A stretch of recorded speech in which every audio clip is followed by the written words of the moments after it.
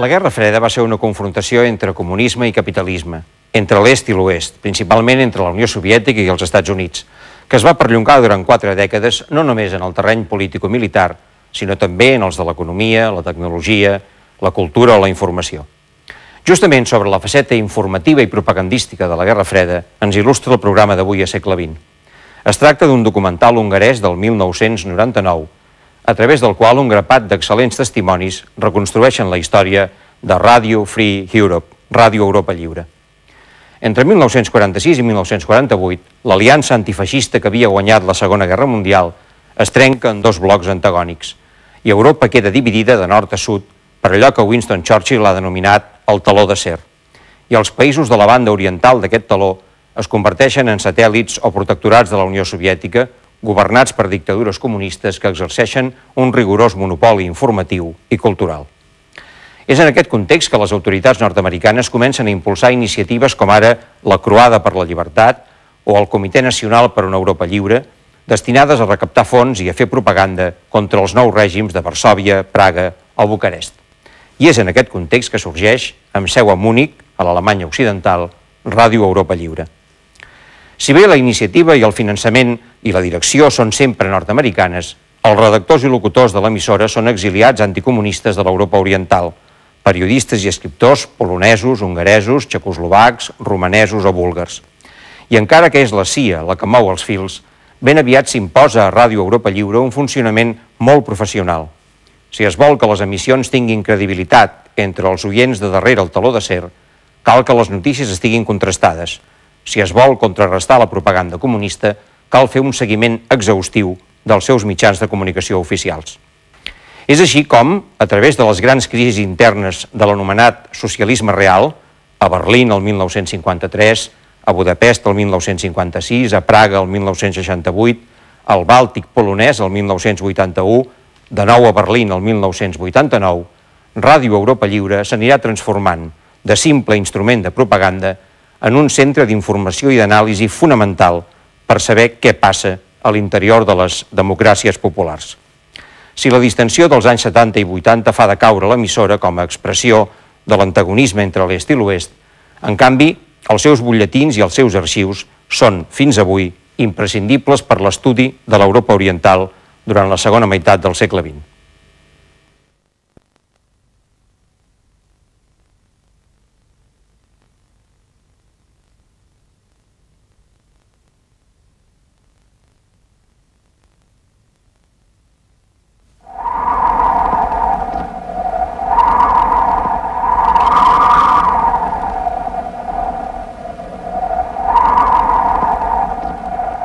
Un diari a Polònia, Txecoslovàquia, Bulgària, Romania, Hongria. Què els ofereix als joves d'aquests països que tot just comencen a formar-se una idea del món? Propaganda comunista, informació parcial, distorsions de la realitat. No haurien de sentir els dos bàndols? No haurien de sentir la veritat? Per a molts d'aquests joves el mitjà principal per sentir la veritat és Ràdio Europa Lliure. Sense Ràdio Europa Lliure, la seva font de notícies principal seria la propaganda comunista, una mala notícia. Ràdio Europa Lliure.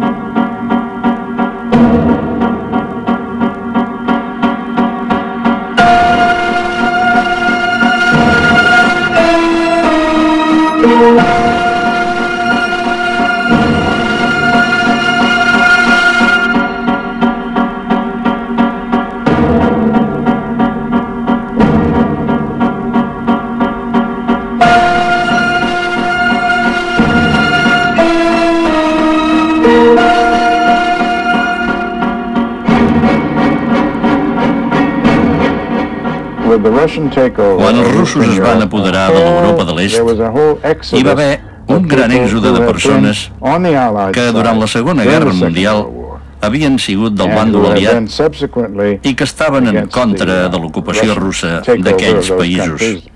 Aquella gent van venir als Estats Units, van acudir en massa al Departament d'Estat i van crear una organització anomenada Comitè Nacional per una Europa Lliure. Al mateix temps, van proclamar l'anomenada Croada per la Llibertat, amb l'esperança que la resposta del públic servís per finançar el comitè.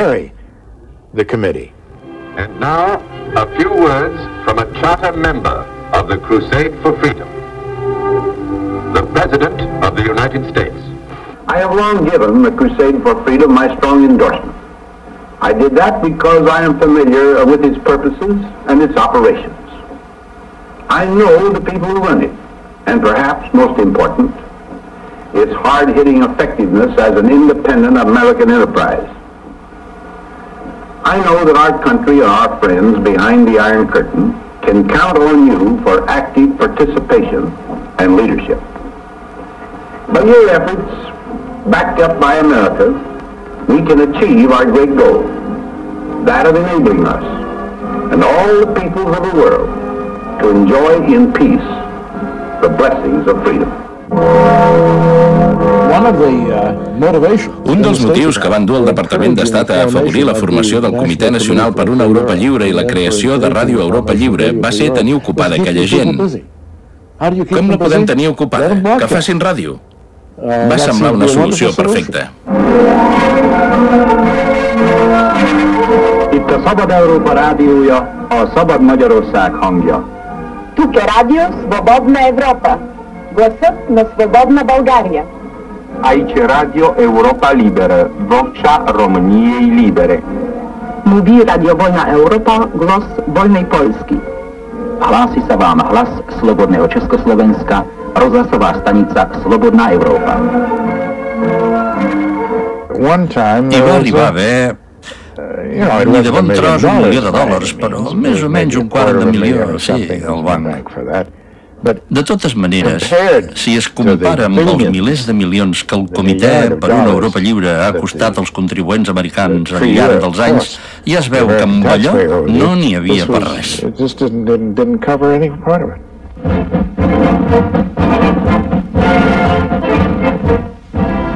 My name is Ronald Reagan.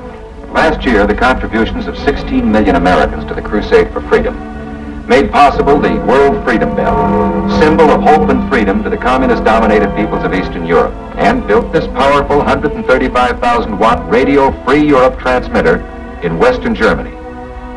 This station daily pierces the Iron Curtain with the truth, answering the lies of the Kremlin and bringing a message of hope to millions trapped behind the Iron Curtain. Grateful letters from listeners smuggled past the secret police express thanks to Radio Free Europe for identifying communist quislings and informers by name.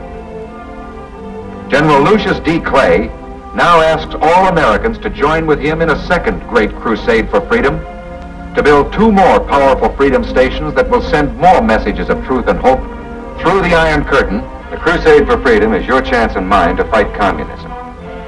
Join now by sending your contributions to General Clay, Crusade for Freedom, Empire State Building, New York City. Els principals promotors del Comitè Nacional per una Europa Lliure tenien molta fe en aquella iniciativa, però, evidentment, la pressió per crear Ràdio Europa Lliure, per expandir-la i perquè emetés les 24 hores a tots els països de l'Europa de l'Est era tan gran que no hi havia mai prou diners, i com que d'algun lloc havien de sortir, els va posar a la CIA, que era l'agència del govern dels Estats Units que estava autoritzada a fer despeses secretes. L'objectiu declarat dels comunistes és la dominació del món.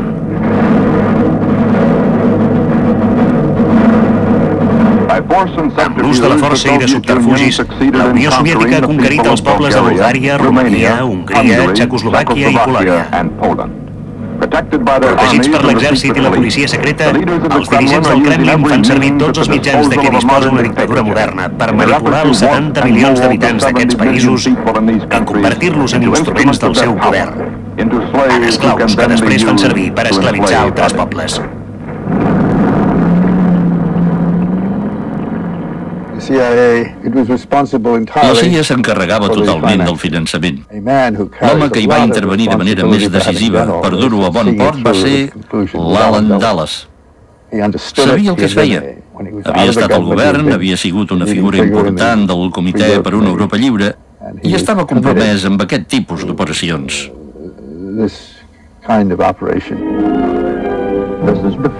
Aquí veiem la famosa campana de la llibertat, instal·lada per la Croada per la Llibertat com a símbol de l'esforç per retornar la llibertat als oprimits. El 1950, 400.000 berlinesos van assistir a la inauguració de la campana, 100.000 dels quals es van arriscar a anar-hi des del sector soviètic.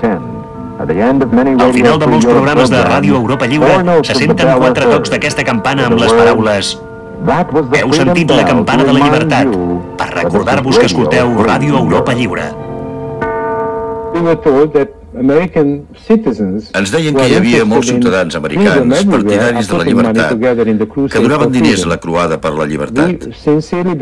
Estaven convençuts que els diners sortien dels ciutadans americans, que els donaven a través de campanyes. Jo no tenia ni idea que era la CIA qui posava la majoria dels diners i qui en tenia el control efectiu. El Departament d'Estat era el màxim representant del govern dels Estats Units, mentre que la CIA pràcticament només era un canal de comunicació. I es va decidir fer-ho així perquè el Departament d'Estat va pensar que seria més senzill que se n'encarregués un organisme no vinculat directament al govern americà. D'una banda hi havia les operacions polítiques, les anomenades operacions d'acció encoberta, i de l'altra, les operacions d'espionatge, destinades específicament a obtenir informació i a trobar les vies per obtenir-la. Així doncs, d'una banda s'actuava i de l'altra s'obtenia informació, i totes dues activitats havien de ser encobertes. Ràdio Europa Lliure tira endavant. De fet, es calcula que els rojos gasten més diners per silenciar les veus del món lliure dels que Ràdio Europa Lliure destina a transmetre la veritat darrere el teló d'acer.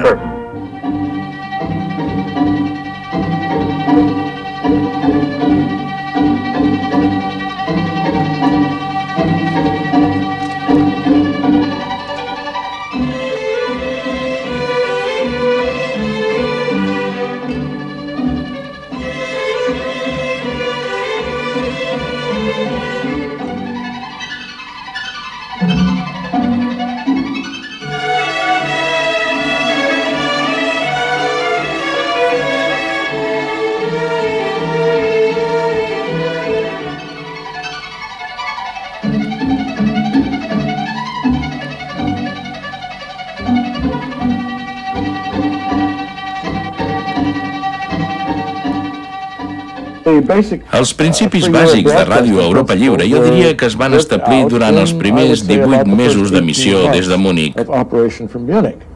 L'objectiu era oferir una comunicació efectiva, reproduir el tipus d'emissora que teòricament existiria a Budapest si Hongria fos lliure, i els treballadors es triaven perquè fossin representatius de l'audiència. No se sotmetien a un control estricte. Tots érem estrangers i, per tant, teníem una posició una mica privilegiada, ja que se'ns donava pràcticament el mateix estatus que els americans. Els altres hongaresos que treballaven al país cobraven en marcs i no tenien tants privilegis. Érem en un règim colonial americà. I era deliberat, perquè volien demostrar que Ràdio Europa Lliure era una entitat democràtica que reflectia els valors polítics americans.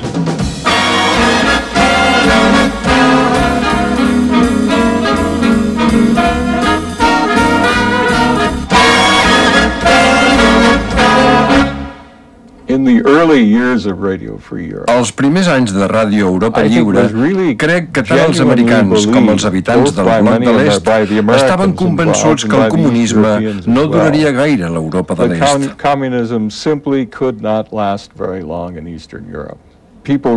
La gent creia que al cap de pocs anys aquells països recuperarien la llibertat. I es creia que Ràdio Europa Lliure podia col·laborar en aquest procés mantenint un pont de comunicació. Vam negociar amb un grup de figures polítiques representatives de la dreta, l'esquerra i el centre, exceptuant-ne l'extrema esquerra. Els volíem donar l'oportunitat d'expressar els seus punts de vista, però vam descartar del tot la participació dels comunistes. RFE is a partnership of Americans and exiles. Every morning, a policy board of American experts in communist affairs meets with the exile staffs. Here it is agreed what program emphasis will best serve RFE's purpose as a voice of freedom. Bulgaria is among the countries that is asking to buy American wheat. This demarche could be explained the mismanagement of the collective funds. I think we all agree that the visit of the Hungarian Prime Minister Kadar to Prague has real political significance for future developments in that country. Tenia cinc reunions cada matí, una amb cada redacció, Polònia, Txecoslovàquia, Hongria, etc. I en cada cas parlàvem del que volien ells i del que volia jo. I generalment, llevat de poques excepcions, arribàvem a un consens. En Griffith treballava a Múnich d'assessor polític en representació dels Estats Units i era molt competent. Complia aquella funció extraordinàriament bé, però al mateix temps depenia del que li dèiem des de Washington. Cada dia li fèiem una llista de les consideracions polítiques principals que s'havien de tenir en compte, del que es podia o no es podia fer. I de vegades ells s'hi oposaven. Però al final l'última paraula ens corresponia a nosaltres i ell era obedient.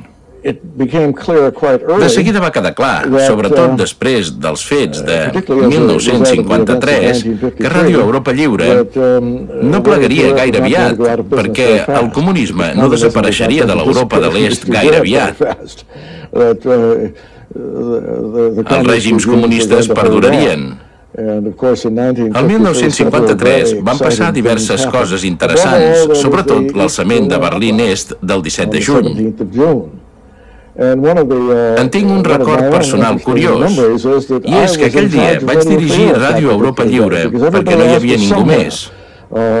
Érem fora, fent no sé què. Havien anat a una reunió a algun lloc d'Europa i el 17 de juny vaig ser el director en funcions a la tendra edat de 29 anys. Em penso que no vaig fer cap disbarat.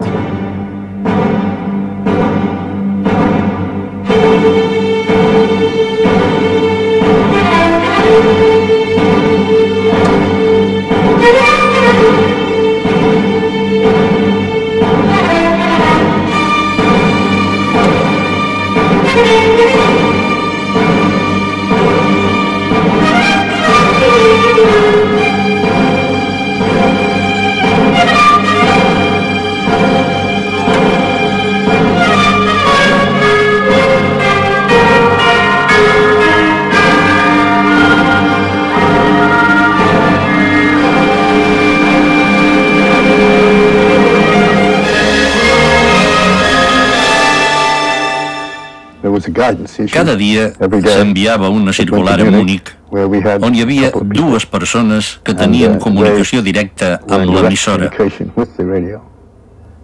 D'una banda, els hi donàvem informació que no tenien, a partir de la qual podien fer els programes. I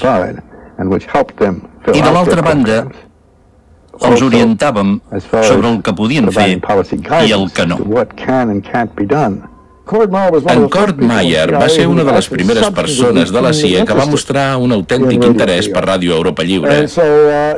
Li interessava proporcionar informació a l'emissora, però de seguida es va descobrir que Ràdio Europa Lliure produïa molta més informació de la que podia obtenir la CIA, i ben aviat, el 1954, l'emissora es va convertir en una font d'informació fonamental pel govern dels Estats Units.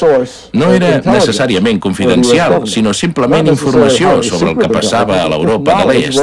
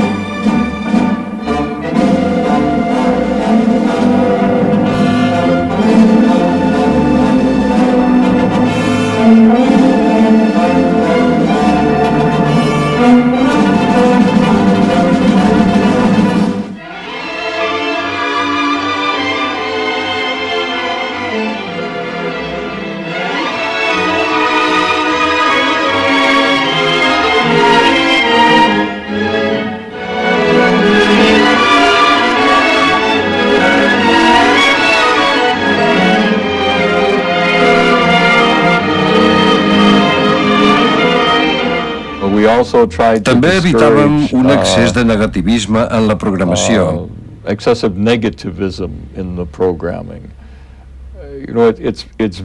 És molt fàcil escriure un programa dient que tot és horrorós. És el més fàcil que hi ha. I de tant en tant hi havia gent que tendia cap a aquesta banda, perquè els empipava molt el que passava als països que ens adreçàvem. Through letters smuggled out from behind the Iron Curtain, Free Europe Press and Radio Free Europe know that their message is getting across.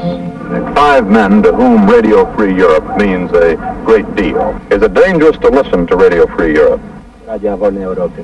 Słuchanie Radia Wolnej Europy jest bardzo niebezpieczne, szczególnie w wojsku. Listening to RFE is very dangerous, especially in the army. But still, one of us will secretly listen to the radio while on duty in the barracks, and after having heard the broadcast through, in the morning or during the day, he recounted what he had heard to his closest friends. What are the most popular RFE programs? Szczególnie polskie są najbardziej popularne, pańskim zdaniem. W ogóle wiadomości i programy... The news programs were for us the most important, because after listening to the news from Poland over Radio Free Europe and comparing it with the communist news, we were able to reach a correct view on the situations. No era propaganda pura i dura. De fet, jo en aquella època pensava, i encara ho penso avui, que la propaganda directa no sol funcionar. Tot i així, hi havia qui discrepava del meu punt de vista. A Ràdio Europa Lliure i al Comitè per una Europa Lliure hi havia gent molt anticomunista, violentament anticomunista, que creia que la propaganda directa era més important que la indirecta, però jo no ho veia així. El teló d'acer no és només una barrera contra la llibertat i la veritat. Al darrere, els comunistes hi amaguen la seva brutalitat i protegeixen els seus òrgans propagandístics. Creuen que si poden mantenir el monopoli de la informació, aconseguiran automàticament rentar el cervell als seus 70 milions de captius.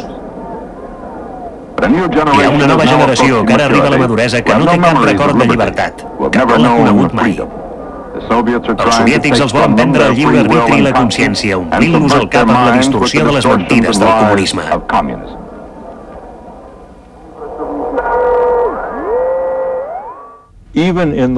Ja des d'un bon començament hi va haver un conflicte entre Nova York i Múnich, perquè els de Múnich, crec jo, eren considerablement més realistes.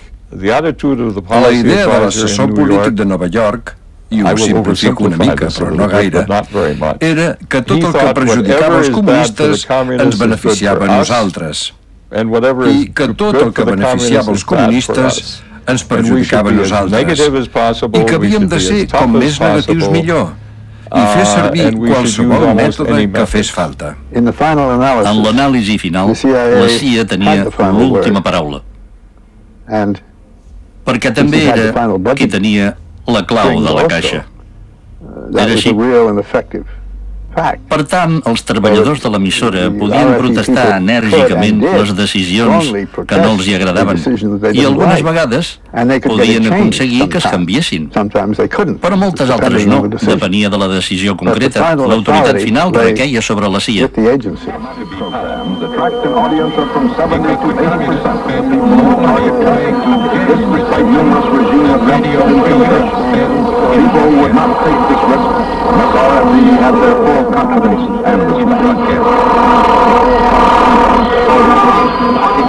To gather information for it, to be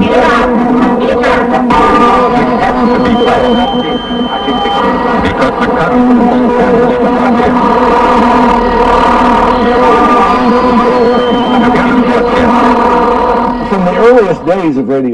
Des dels primers temps de Ràdio Europa Lliure es va donar prioritat a la rapidesa i a la informació i es van posar en pràctica alguns dels millors principis de la radiodifusió americana. Els que controlaven la programació procedien majoritàriament de cadenes de ràdio americanes. Estaven habituats a treballar amb molta eficiència, a rebre moltes notícies i de seguida ens vam adonar que no n'hi havia prou de posar hongaresos i polonesos davant d'un micròfon, que havien de tenir alguna cosa per dir, havien de tenir notícies per llegir, havien de tenir informació sòlida. Ràdio Europa Lliure és la premsa lliure a l'exili pels països satèl·lits i el seu èxit depèn del manteniment d'una de les organitzacions de tractament de notícies més extenses del món. Ràdio Europa Lliure informa sobre Occident, té accés a totes les notícies del món lliure i n'analitza totes les publicacions principals.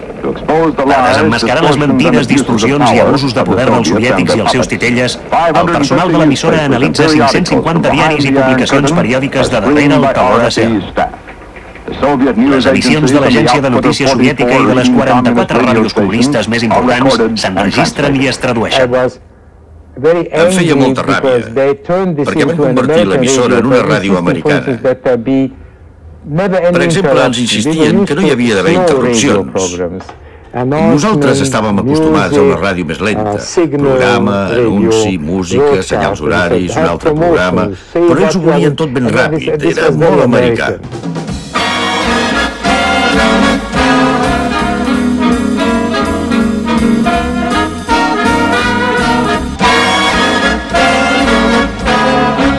Hi havia la idea general de conscienciar la gent de la seva pròpia força, d'ensenyar-li a evitar alguns dels pitjors aspectes del sistema comunista, d'ensenyar-li a mantenir la cultura, la tradició, els principis morals, i es feia de diverses maneres interessants. Una eren les operacions amb globus.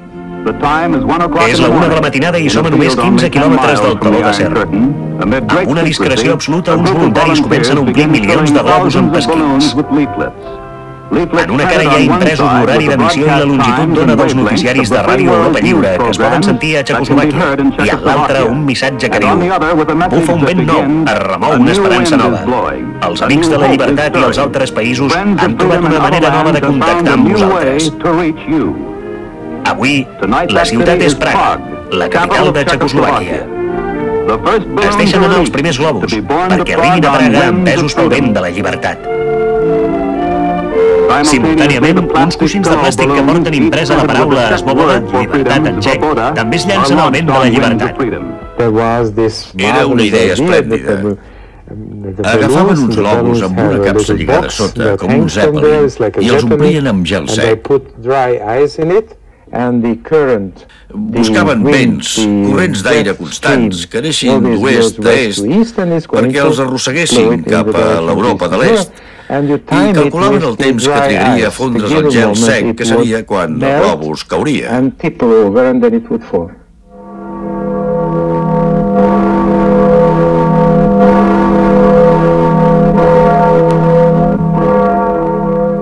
Ràdio Europa Lliure no es va crear per provocar una revolució. No creiem que es pogués causar una revolució a través de la ràdio. No preteníem dir-los a la gent de l'Europa de l'Est què havien de fer. El que volíem era explicar-los què passava al món.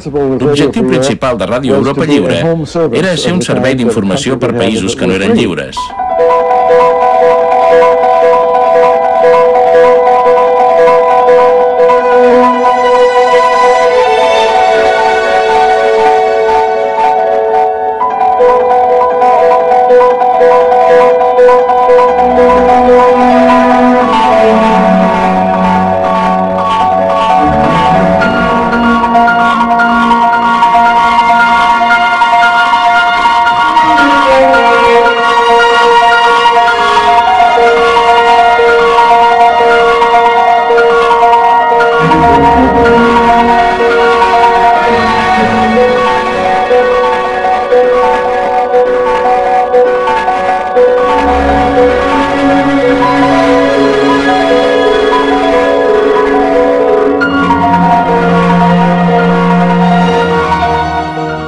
A Ràdio Europa Lliure no ens esperàvem una revolució als carrers de Budapest. No se l'esperava ningú ni a Washington. Ens ho vam trobar. Vam tenir un problema molt lògic, que va ser que la gent estava massa alterada. Pots emetre un programa poc veraç, no passa res, però si fas un discurs molt carregat d'emoció, pots contribuir a generar un estat d'ànim que no convé. Com us podeu imaginar, a l'emissora les emocions estaven desfermades, sobretot entre els hongaresos, i ho comprenc.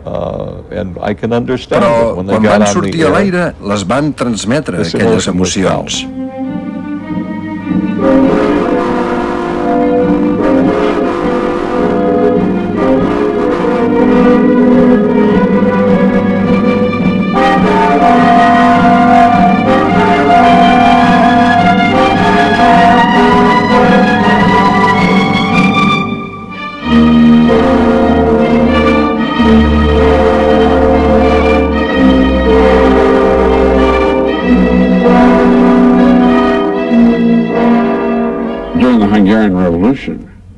Durant la Revolució hongaresa no hi va haver estrictament una censura, però sí que s'enviaven els programes als assessors polítics per veure si hi estaven d'acord. Generalment ens posàvem d'acord, però de vegades no.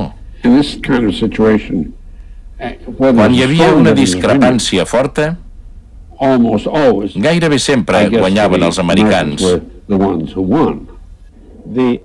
En aquella època, la direcció de Ràdio Europa Lliure no tenia mecanismes per saber amb antelació què es diria ni per saber què s'havia dit.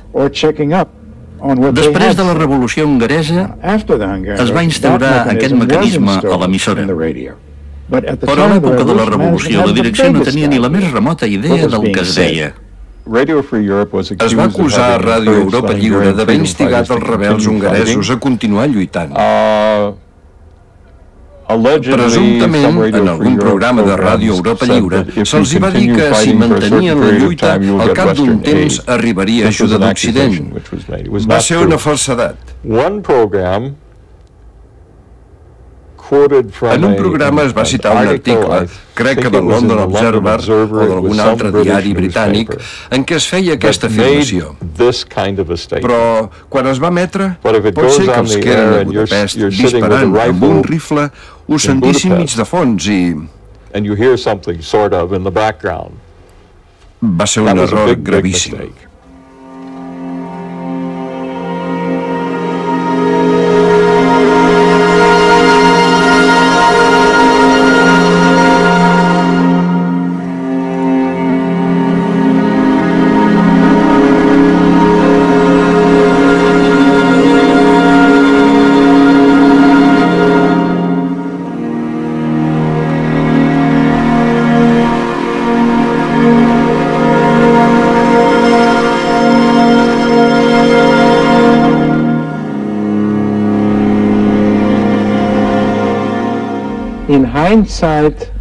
A posteriori, i sabent el que va passar el 1956, Sabem que hi va haver manipulació. Llavors no n'érem conscients, estàvem satisfets i orgullosos de pensar que érem una emissora autònoma, a diferència de la Veu d'Amèrica. Sempre ens deien que a la Veu d'Amèrica només deien el que els americans volien que s'emetés a cada punt del món. El 1956, a l'Europa de l'Est, era evident que Moscou no podria dominar mai del tot aquells països. Però també era evident que Occident no entraria en guerra per alliberar-los. President Kennedy reaffirmed his support for Radio Free Europe. More than 10 years, this enterprise has been reaching out people in Europe, Eastern Europe, with truth and devotion to liberty as its message. For this radio is at work, with listeners numbering in the millions. The competition of ideas in these countries is kept alive. The individual Americans, by giving to Radio Free Europe, may be sure that they are bringing a beacon of light into countries to which millions of us are tied by kinship and whose hope for freedom all of us must share. A les esferes més altes dels òrgans polítics americans, l'emissora es considerava un instrument per la lluita contínua contra els soviètics. Nosaltres us donem això, vosaltres ens doneu allò. No sabíem que la política americana es basava en el respecte mutu a les esferes d'influència de l'altre i que els americans no tenien la més mínima intenció d'intervenir a l'Europa de l'Est, més enllà de la propaganda que servia per molestar i debilitar els soviètics, de la mateixa manera que la propaganda soviètica debilitava Occident. Hi havia una guerra de propaganda, però en el fons els dos països tenien un acord fonamental sobre com havien de governar el món.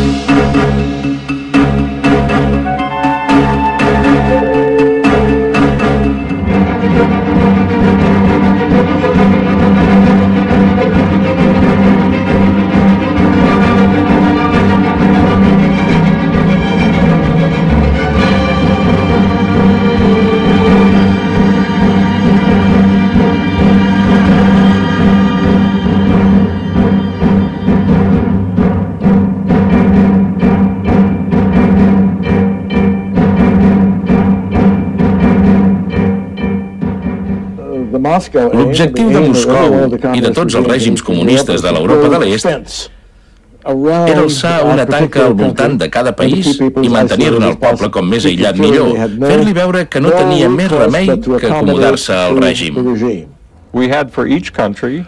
Teníem unes directrius polítiques per cada país en què es resumien de manera molt general certes polítiques, objectius i comentaris sobre Hongria, Polònia, Romania, etc.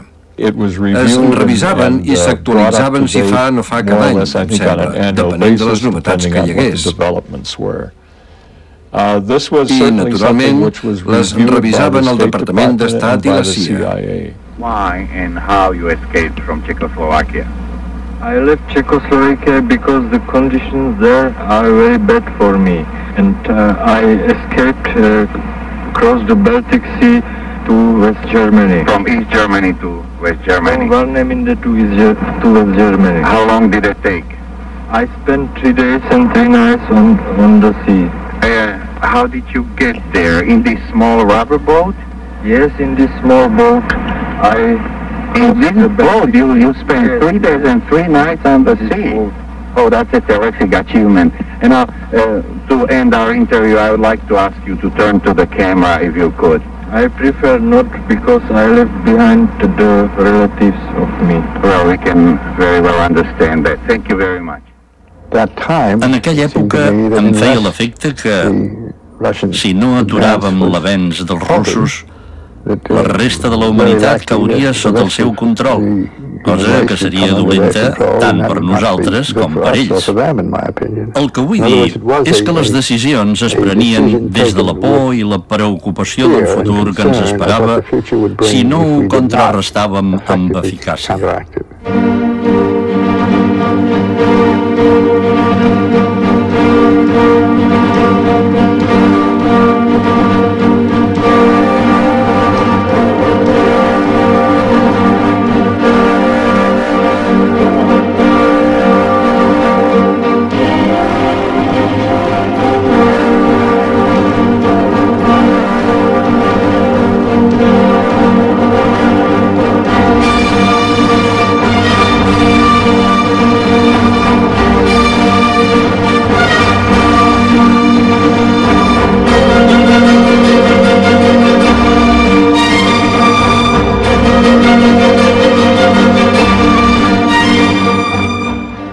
Jo era el director de Ràdio Europa Lliure el 1968, quan els soviètics, quan el Pacte de Varsòvia va envair Txecoslovàquia. Per sort, estàvem preparats per aquell esdeveniment. A finals de 1956, el director de l'emissora li havia encarregat a un ajudant que fes un estudi a fons de les emissions del servei hongarès durant les setmanes decisives de la Revolució. Vaig passar l'informe als meus ajudants principals perquè, si tenia lloc la invasió, sabéssim què s'havia d'evitar, les coses que es podien fer i les que no. I aquell dia de 1968, a la 1 o a les 2 de la matinada, em van trucar de la redacció i em van dir que els soviètics havien envaït el país. Vam anar tots als estudis de seguida i ens vam posar a treballar. No vam tenir cap problema. No vam emetre cap mena d'especulació. I vam evitar de dir res que incités la gent a presentar una resistència militar o violenta, perquè podria haver acabat en un bany de sang.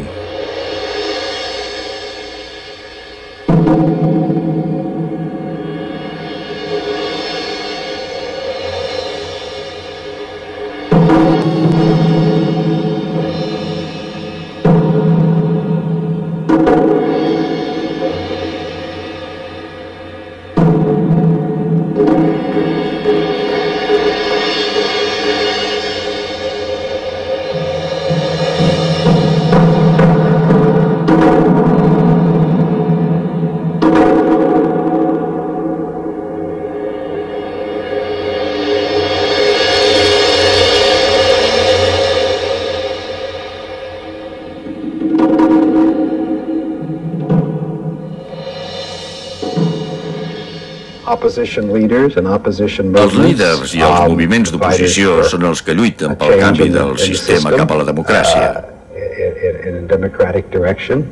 A Txecoslovàquia, per exemple, van posar molt d'èmfasi a difondre la veu de Havel i els seus col·laboradors. A Polònia, la de Wałęsa i el seu moviment Solidaritat. Els governs de l'època ho encaixaven molt malament, perquè es qüestionaven els sistemes polítics que ells volien mantenir. I en aquest sentit, era una ingerència externa en els afers interns d'aquells països, tal com ho definien els governs corresponents.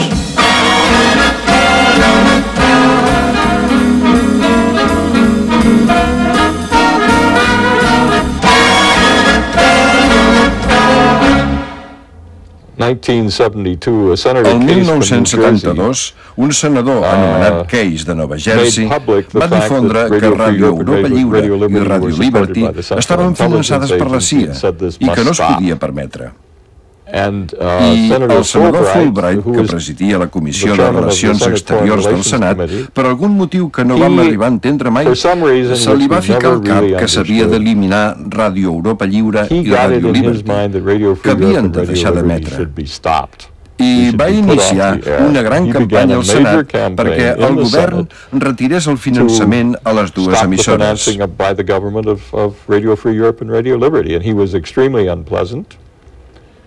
Va fer comentaris molt desagradables. Va dir que érem relíquies de la Guerra Freda, que s'havien de llançar a la paperera de la història, que perjudicàvem el procés de distensió, que anàvem contra els interessos del govern americà i que havíem de plegar.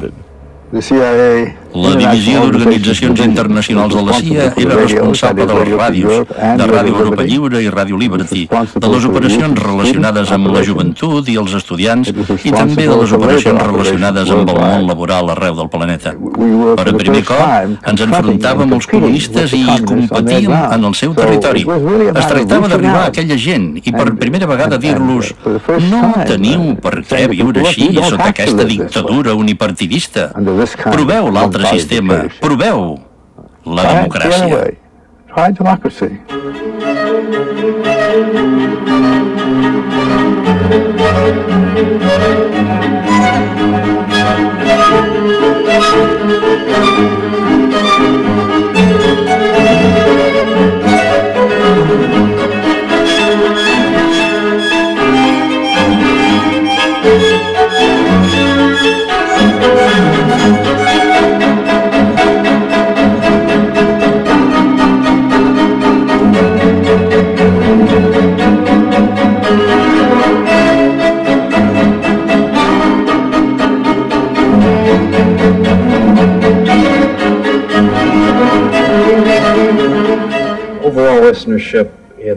l'audiència ha baixat en gairebé tots els països, per no dir en tots, des dels anys 70 o 80. És inevitable, és el reflex del canvi de situació. Ràdio Europa Lliure ja no és el fruit prohibit, ja no és l'única font d'informació dels períodes de crisi, en què tothom la sintonitzava. Ara hi ha moltes fonts d'informació diverses. Ràdio Europa Lliure pretenia donar suport a la gent de l'Europa de l'Est. I pensàvem que els ajudaríem a ser lliures tard o d'hora, si ho fèiem bé.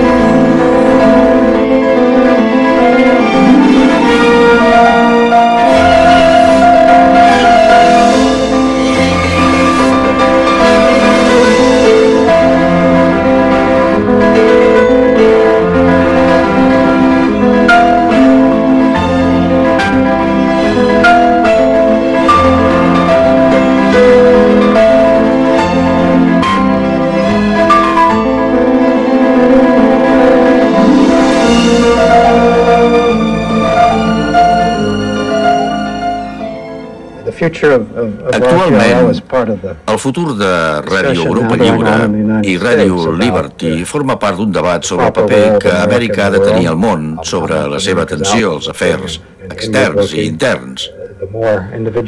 A mesura que més països s'incorporin a l'Occident, a l'Europa Occidental, a l'OTAN, a la Unió Europea, estic segur que aquestes distincions antigues desapareixeran i que, en un futur, no farà falta aquesta radiodifusió finançada amb diners públics.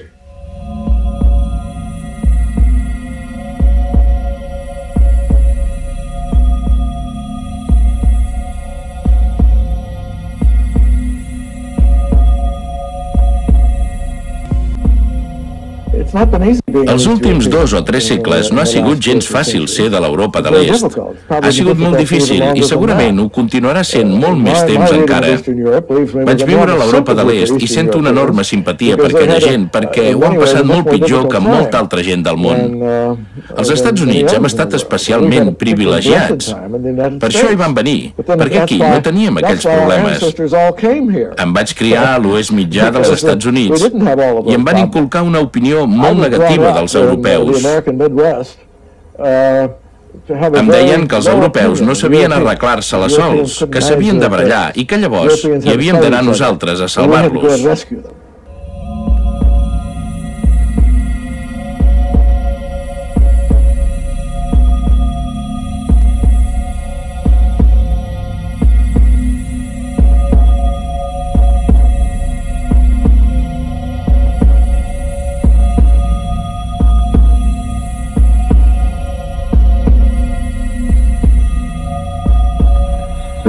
Nationalism is, after all, greater than the appeal of communism. People still have their ancient prides in being Czechs or Poles or Bulgarians or Romanians. I'm quite sure that if we could, through this evolutionary process, get these countries back into the Western camp, we would have a restoration of trade and a great strengthening of the whole of Europe as a unit.